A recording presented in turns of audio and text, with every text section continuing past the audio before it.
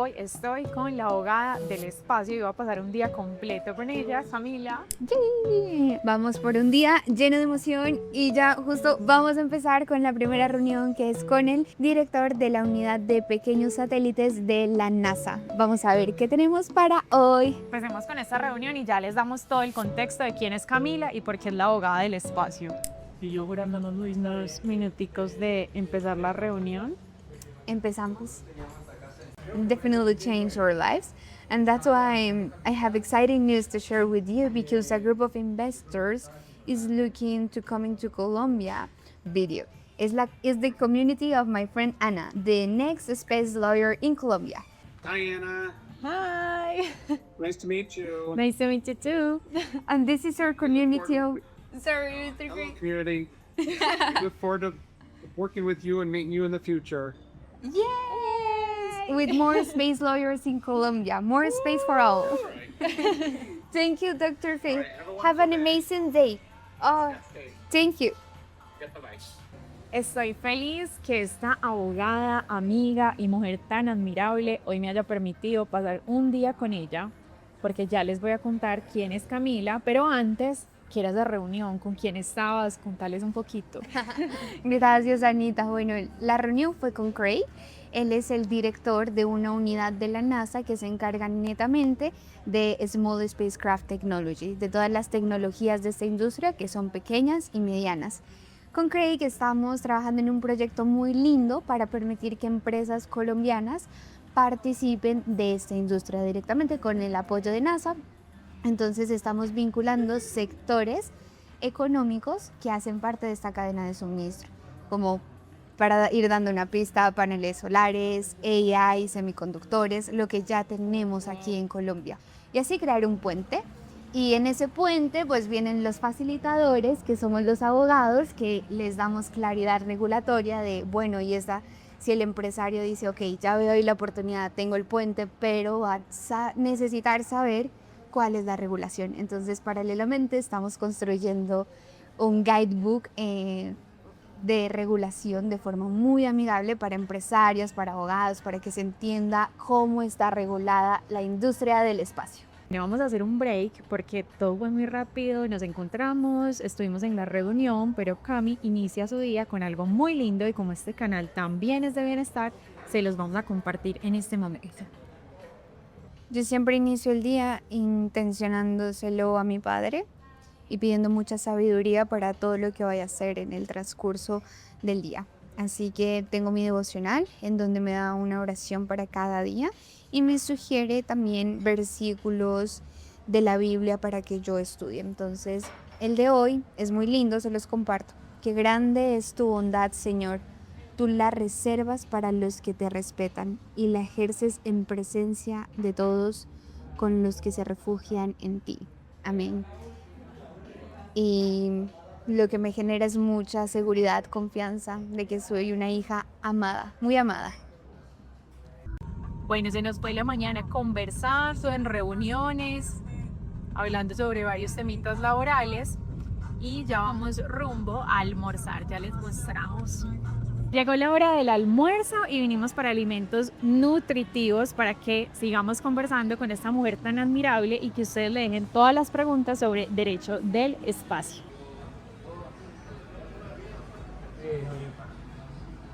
Por aquí ya almorzando. Bueno, miren pues, Cami me dijo que les mostrara esto y es que las abogadas tendemos a ser psicorrígidas. Y yo me comí el heladito y Cami que sí, que no, que sí, que no, ya se volvió por el helado. Entonces todo es un balance, número uno. Y número dos, es importante comerte el dulce encima de la comida para que no sea con el estómago vacío. Nosotras acabamos de almorzar y el heladito así no va a ser un pico de insulina tan alto.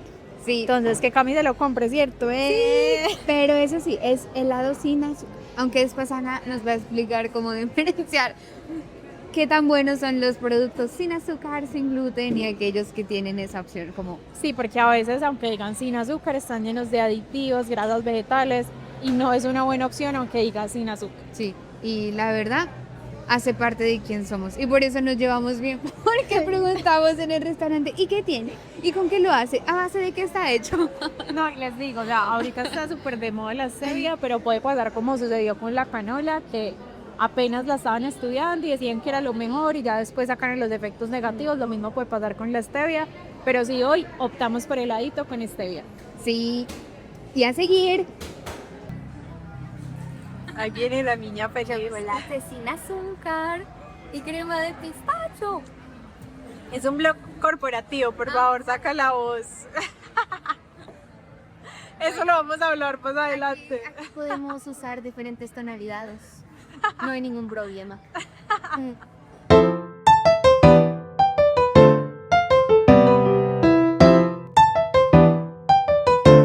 Bueno, después de haber realizado distintas actividades porque teníamos ciertos compromisos y almorzar delicioso, ahora sí, llegamos al grueso de este video y es hablar sobre derecho del espacio. Para ello he invitado a Camila, una experta en esta área y una mujer que admiro profundamente. Bienvenida, Cami, gracias por estar acá. Cuéntanos un poquito quién es Camila y cuál es la experiencia que tú tienes con el derecho del espacio. Gracias, bueno, gracias Anita por la invitación, sobre todo porque tú expandes mucho a tus amigas, así que espero que este video pueda lograr ese objetivo también, justo ahorita que estamos en un momento trascendental en la industria y va a haber mucha demanda de trabajo para la regulación que se necesita. Entonces, bueno, yo estudié Derecho. La industria llegó a mi vida cuando estaba en mi último semestre de la facultad, concretamente en la clase de Derecho Internacional Público. ¿Tú por qué crees que fue exactamente esa clase? Bueno, yo creo, porque la experta es Camila, me dirá si me equivoco, pero lo que recuerdo de Derecho Internacional es que precisamente estudia la soberanía que tiene un Estado respecto al territorio. Y tengo entendido que el territorio tiene distintas dimensiones y me imagino que ahí lo vinculamos un poquito con derecho del espacio, pero me puedo equivocar. Sí, así fue, justamente. Y esta narrativa de los elementos que tiene el territorio también tiene una trascendencia histórica y a nivel geopolítico del interés que tiene un gobierno en tener soberanía sobre estos elementos. Entonces, en la historia, lo primero que se reguló fue la tierra, después el mar y después el espacio aéreo. Y esto tuvo incluso una trascendencia mayor después de la Segunda Guerra Mundial, al ver el impacto en temas de seguridad y defensa que representa para un Estado el control de este territorio aéreo. Y fue justo en esta narrativa que mi profesor me dijo, bueno, y ahora imagínate el interés de seguridad y de muchos intereses económicos y sociales de un Estado, de lo que sigue. Y yo como, ¿pero qué sigue? El espacio ultraterrestre. Y a partir de ahí yo, la verdad es que quedé fascinada porque claro, eso hace sentido, listo. Si tú controlas el territorio, ok, ya tienes una posición geopolítica. Si tú controlas tantos puertos, tanto territorio marítimo, tienes otra posición. Aéreo, ok. Ahora, desde el espacio. Y ahorita vamos a ver justamente un tema concreto de no se puede pretender tener soberanía en el espacio. Ya ahorita lo vemos más a fondo, pero sí fue así. Y la verdad que desde que llegó yo he sido una niña muy curiosa y no me da pena ir a hablar y yo los animo mucho a que hagan eso porque llegó y yo lo primero que hice fue como literal, yo googleé espacio en Colombia, porque así como para hoy, para muchos de ustedes puede ser como, pero eso será para Estados Unidos, pero eso para Colombia, pero yo ¿cuándo? Pues así estaba yo, pero yo en mi inocencia puse espacio Colombia y solo encontré una entidad, la Agencia Espacial de Colombia, que hoy tenemos una relación espectacular y al final les contaré cómo es la trascendencia también de esta entidad en Colombia y lo que estamos haciendo. Pero bueno, yo fui y bueno, no sé si quieras escuchar una historia random ahí que tengo con mi primer trabajo. Ese es el momento. Bueno, pues resulta que ya yo encontré en Google esta entidad. En ese tiempo yo vivía en Bogotá, vi que estaba cerca de donde yo vivía, yo fui y timbré con toda mi inocencia, pero con actitud. Y yo dije, oiga, yo estoy en el último semestre de mi facultad de Derecho y no me paguen, yo quiero aprender de ustedes, esto me apasionó mucho. Y bueno, con todo este fuego femenino y yo diciendo toda mi esperanza, yo es como, señorita, no estamos buscando a nadie y no la conocemos. Como que vaya, siga estudiando.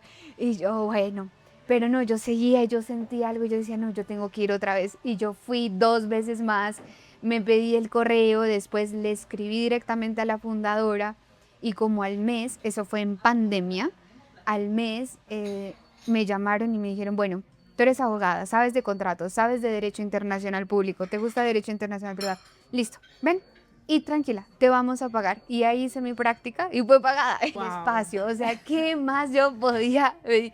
Miren que eso es muy, yo creo que, bueno, todas las personas pueden tener esa cualidad, pero la veo muy marcada y las abogadas que somos muy persistentes con lo que queremos. Sí, ahí. Desde el 2020 ya empezaste como a estar vinculada directamente. Sí. Ok, Cami, pero cuéntanos qué es eso del derecho del espacio para las personas que nunca han escuchado ese término, ¿cómo lo puedes definir? Claro, yo definiría de forma sexy. Hoy tengo muchos colegas que dijimos, bueno, al espacio hay que mostrarlo sexy para que más gente se motive. Es como, es todo el corpus juris espacial, y todo ese cuerpo jurídico que regulan todas las actividades económicas y científicas que se hacen en esta industria. Todas las actividades, operaciones que se hacen en el espacio y no solo en el espacio ultraterrestre, en la economía del espacio, porque la economía se cuenta y se mide desde aquí, desde lo que se hace en la Tierra. Ok, ¿y cuáles son esas actividades que hacen en el espacio? Bueno, concretamente se habla de 2 segmentos en la economía del espacio, el segmento downstream y el segmento upstream. El segmento upstream es toda la infraestructura que esta industria requiere para operar y que se hace aquí en la Tierra.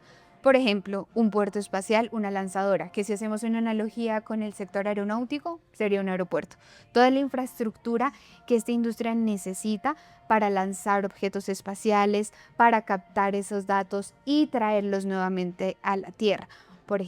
Por ejemplo, un satélite luego nos genera datos y entonces ahorita vemos las funcionalidades de un satélite y esos datos aquí se compran en diferentes industrias, marítima, aérea, también a nivel de entidades públicas. Entonces, por eso también desde una perspectiva de inversión, esta industria se quiere mucho porque cada vez necesitamos más esos datos. Y esos datos que vienen desde allá y los usamos aquí en la Tierra es el segmento downstream. Y claro, después tienes toda la parte exploratoria, que es todo lo que se hace pues, de explorar vida en nuevos planetas y todos estos temas, que es ya toda la parte exploratoria y científica. Pero yo me enfoco en este foco comercial, monetizable y sobre todo que impacta aquí nuestra vida en la Tierra, porque es que así nos lo creen. Nosotros usamos y necesitamos los satélites. En todo el área de telecomunicaciones, me imagino que es muy práctico. Son los que, o cuál es el área que más se beneficia, o la industria que más se beneficia de los satélites. Yo creería que todas, pues, pero se me viene a la cabeza las telecomunicaciones. Exacto. A hoy las telecomunicaciones, porque las funciones de un satélite tradicionalmente son 3: conectividad, navegación y observación de la Tierra.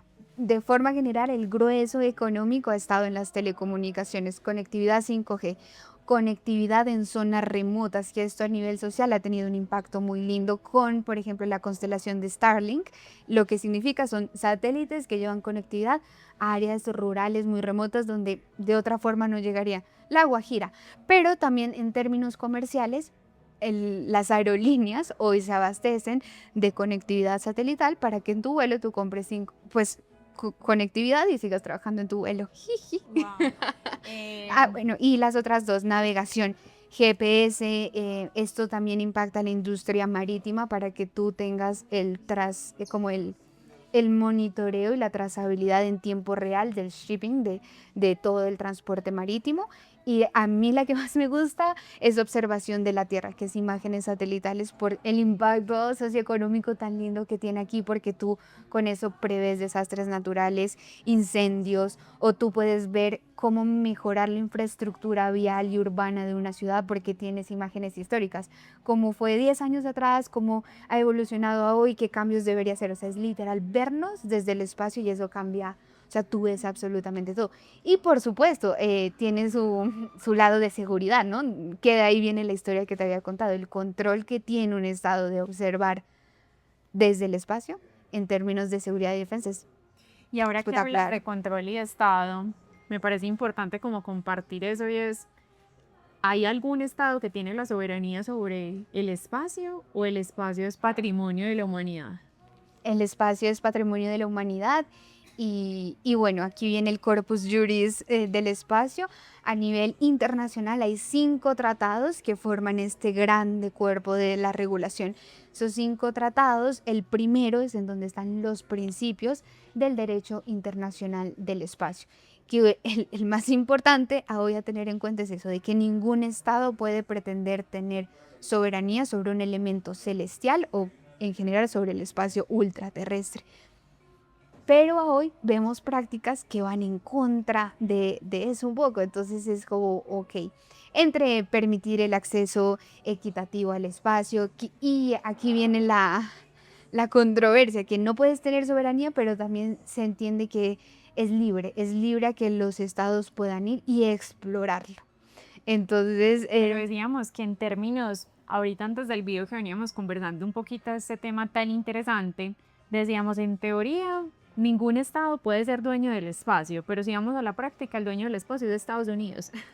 ¿Qué está pasando, digamos, con esas licencias que piden de manera especulativa, que tú me comentabas un poco, como que ni siquiera saben para qué lo van a pedir, pero tienen como esas condiciones favorables, lo piden, se los conceden y de pronto si ya Colombia quiere solicitar esa autorización, pues no tiene esa posición de ventaja o le va a ser un poco más difícil? claro, sí, justamente le estaba contando a Anita un artículo de investigación que hicimos junto con un equipo de abogados que abrió una convocatoria y esto lo llevamos a Australia, a donde están los líderes, quien está tomando el liderazgo en los retos regulatorios de esa industria. Y allá llevamos nuestra perspectiva respecto de un tema muy concreto y que bajo mi percepción es el punto práctico, más práctico que hace un abogado en esta industria, que es la regulación del espectro. Porque el espectro es ese activo económico que permite que el satélite funcione. Es decir, el satélite, si tú, Ana, tienes una empresa que se llama Ana Expande y vas a lanzar tu satélite, pues de hecho hagamos este ejercicio práctico. Entonces, Ana Stars, tú primero me tienes que decir, bueno, ¿cuál va a ser la misión de tu satélite? Tú vas a observar la Tierra, tú vas a dar navegación, tú vas a dar conectividad o multipropósito, porque hoy ya se ven ese tipo de satélites, ¿listo? Entonces, Ana, ese satélite lo va a ubicar en algún lugar, así como el avión va a un lugar y eso está controlado, porque si no, chocados todos, así mismo es un satélite. El satélite se va al espectro y en el espectro tiene un uso limitado, el espectro no es infinito y por eso es que es un activo económico tan interesante. Y hay una organización internacional vinculada a las Naciones Unidas que regula esto, que es la ITU, la Organización Internacional de las Telecomunicaciones. Ellos regulan y controlan el uso del espectro electromagnético, que es el espectro en el espacio, para evitar colisiones concretamente y para permitir el uso equitativo. Pero, ¿por qué? Porque entonces, Guiño. guiño, porque entonces ahorita va a decir, bueno, va a lanzar el satélite, tiene que ir a una agencia nacional del Estado para que sea el Estado presente la solicitud ante este organismo internacional de Naciones Unidas. Ella como privado no lo puede hacer directamente. Primera barrera, requiere de que un Estado tenga esa diplomacia para negociar este tipo de solicitudes. Entonces, si tú estás compitiendo, porque como este recurso es limitado, si tú dices, bueno, yo voy a ir a ese slot y ya actualmente hay otra aplicación de un operador de Estados Unidos que requiere ese mismo slot, pues entonces estos 2 estados van a entrar en una negociación. Y pues, ¿quién tiene la probabilidad de ganar esa negociación? El estado que diplomáticamente ya tiene experiencia avanzada en este sector del espacio. Entonces, por eso es que justamente en este artículo nos dimos cuenta también de prácticas que a mí me hacen entender de que, bueno, así se llama, el paper se llama Jurisdicción y Soberanía del espectro. Es Quien lo es quiera la nueva. leer, se los podemos compartir, nos escriben, vamos a dar la red Claro. también de Camila para que creemos más conciencia en esta área del derecho. Sí, porque es eso. Entonces, en realidad sí hay una soberanía, o sea, ya hay un control porque hay operadores que hacen aplicaciones especulativas, es decir, no, yo creo que en 5 años yo voy a lanzar un satélite, pero desde ya yo me aseguro ese cupo y entonces luego, ¿qué va a pasar con los que estamos ahora ingresando? Si Anita y más dicen, bueno, vamos a lanzar más satélites para la agricultura aquí en Colombia, para el transporte, para todo, sería el ideal, pues ellos van a necesitar de ese espectro y eso está regulado y limitado, entonces es como hay que tener cuidado de que no ya tengan ahí una soberanía, un control sobre eso. Claro, y ya me surge entonces esta pregunta de cómo está Colombia dentro del marco o la regulación de derecho del espacio. No tenemos nada, sí tenemos que... Bueno, Pues no me preocupo. bueno, primero les hablo acerca de los organismos. Colombia creó la Comisión Colombiana del Espacio, que es una mesa de trabajo que conforma diferentes ministerios que están vinculados a este sector, que ya con lo que les he mencionado, son todos. Todos los ministerios están vinculados. Todos, Ok. porque el hecho de participar en esta economía del espacio no solo, o sea, tiene una trascendencia social y económica en el país por las aplicaciones que tiene el satélite, agricultura, incluso salud, medio ambiente, transporte, todo, o sea, lo que ustedes se quieran imaginar, todo. Claro, es que al final el transporte, el GPS, Claro. la agricultura, el impacto que tiene. Y por supuesto las Fuerzas Armadas de Colombia, la FAC, que ellos también tienen un componente espacial ahora por el tema de seguridad y defensa, que es de forma tradicional en cómo se empezó a invertir como gasto público de los estados. Pero ya como esto ustedes ven tiene más aplicaciones en la economía, ya hoy hay más privados. Eso que ha hecho que la industria sea más accesible y más actores vayan haciendo. Y de ahí que hay un vacío legal gigante y hay oportunidades para nosotros, amigos y amigas, para abogados, porque va creciendo y cada vez hay más retos regulatorios. Entonces, bueno, esta comisión se creó. Nosotros somos un canal independiente a nivel político, entonces se creó, pero no ha tenido ningún impacto real en alguna iniciativa. Entonces se han presentado proyectos de ley para tener una agencia del Estado que se encargue netamente de esos temas, pero ninguno de los proyectos de ley a hoy pues han tenido un avance concreto. Entonces nosotros no tenemos eso. Digamos que los países que son grandes potencias, me imagino que son los que mayor regulación tienen Claro, en derecho del espacio. claro, y que tienen una agencia espacial concretamente, como NASA, como la Agencia Espacial Europea. NASA es una de muchas agencias espaciales que financian este tipo de operaciones. Pero en Colombia tenemos una Agencia Espacial de Colombia, que fue a donde yo toqué la puerta, que es una entidad privada. Es una entidad privada y eso también a mí le da una gran ventaja porque primero es sostenible en el tiempo y tiene el incentivo de competir, de aprender de cómo lo están haciendo los pares. Y hoy tenemos un proyecto muy bonito porque yo soy asesora de ellos también, y así como de la alcaldía de Río Negro, los asesoro para desarrollar esta industria desde políticas de inversión, regulación, incentivo a la academia. Todo esto va ligado. Wow, y si alguien quiere vincularse, ayudar o poner como su semillita para que haya una mayor regulación en derecho del espacio, ¿qué puedes compartirles tú? ¿Que por dónde inicien? ¿Que te contacten? Claro, bueno, si ya este tema les interesa, yo les digo, tener la posibilidad de hablar, hoy con Zoom lo podemos hacer con otras personas que tienen esta misma profesión en otros países, es una ventaja. Y esto a mí me lo ha dado el Space Generation Advisory Council, SGAC, así lo buscan. Ellos están en Viena, pero ellos los apoya Naciones Unidas y ellos aceptan voluntarios, abren convocatorias para distintos grupos de trabajo. Hay uno único en Space Law and Policy. Entonces ustedes aplican y luego pueden hacer parte, es un voluntariado, no es pago, pero tú tienes la oportunidad de conectarte con personas en India, en Estados Unidos y en lugares en donde ya hay mucha regulación y aprendes demasiado con ellos. Ese sería un muy buen camino.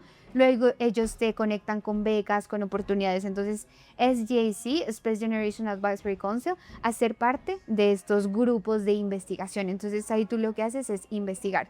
Después, un artículo cambia la vida. O sea, a mí estos artículos me han dado de verdad tantas oportunidades. Entonces entran a la IAF, International Astronautical Federation. Esta es la organización internacional más grande que reúne a actores públicos, academia y empresas. Entonces les recomiendo que miren y apliquen. Ellos hacen call for abstracts. Entonces hagan sus ideas, presenten, los pueden seleccionar y luego ustedes van a presentar sus publicaciones a los países en donde ellos anualmente hacen un evento muy grande. Por ejemplo, yo tuve la oportunidad de ir a Italia, Australia este año. Entonces, pues muy interesante. Eso les recomiendo también hacer.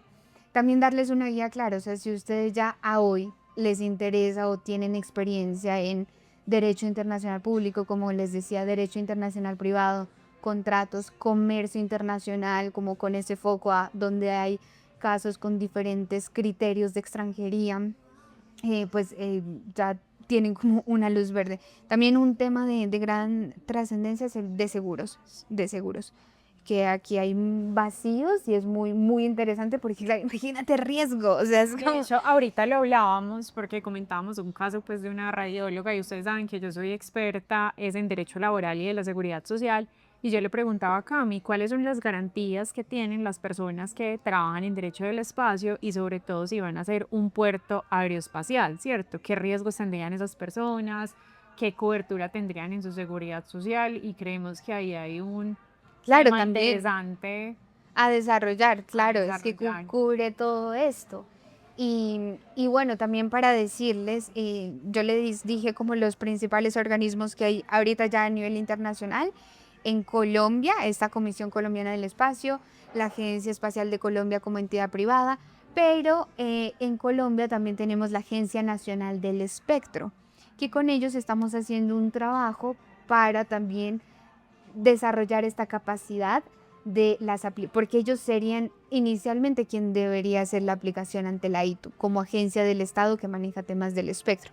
Ellos actualmente, ¿qué hacen? Para el sector de telecomunicaciones, licencian el espectro de la Tierra, o sea, de lo que hay en la Tierra. Es decir, si nosotros tenemos una antena y va a recibir información satelital, pues está usando nuestro espectro desde la parte de aérea hasta acá abajo, está usando nuestro espectro, entonces eso hace parte de nuestro territorio y la Agencia Nacional del Espectro lo licencia a estas empresas de telecomunicaciones, que ha sido la forma tradicional, pero hoy ellos están interesados en participar más en esta regulación del espectro a nivel para operadores satelitales, que ya tiene otro enfoque, pero entonces es una entidad también interesante a mencionar.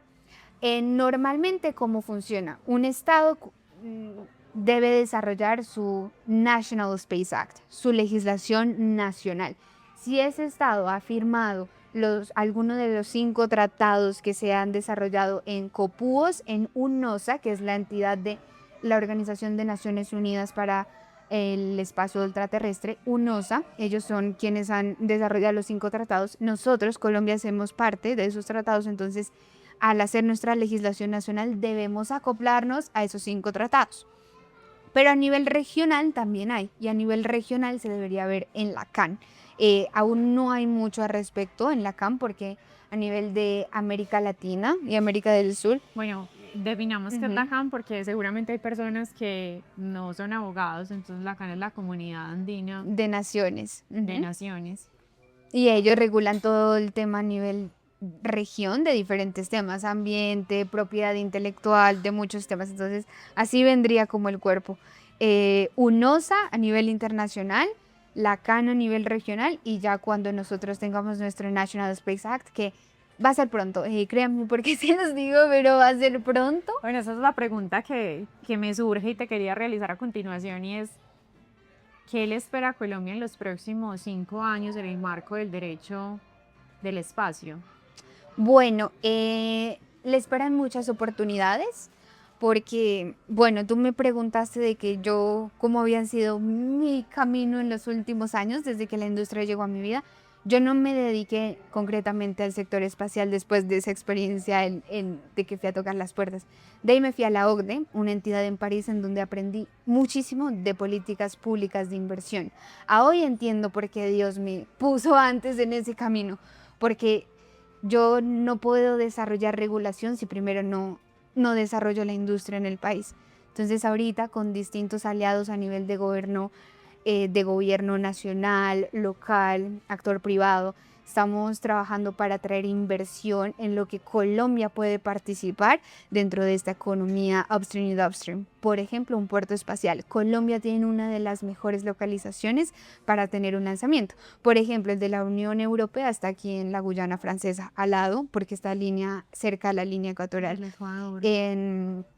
Bueno, en Miami, en Florida, hay muchos de NASA y Los demás tradicionales. actores. Entonces, ¿qué beneficia? Que esté cerca a la línea del Ecuador. Entonces, Colombia, estamos Colombia tiene trabajando. todo, o sea, la posición geográfica de Colombia es Exacto, increíble. exacto. Entonces, estamos trabajando para atraer esa inversión primero. Y gracias a Dios que por eso siempre cada cosa en su momento. Yo estuve muchos años asesorando a gobiernos en estos temas, en políticas públicas de inversión extranjera directa. Entonces ya estamos en un proyecto concreto, los inversionistas vienen en febrero o enero, estamos definiendo y ya esto cambia todo, porque automáticamente, ¿qué es lo primero que se va a necesitar desarrollar si tú tienes una lanzadora en Colombia?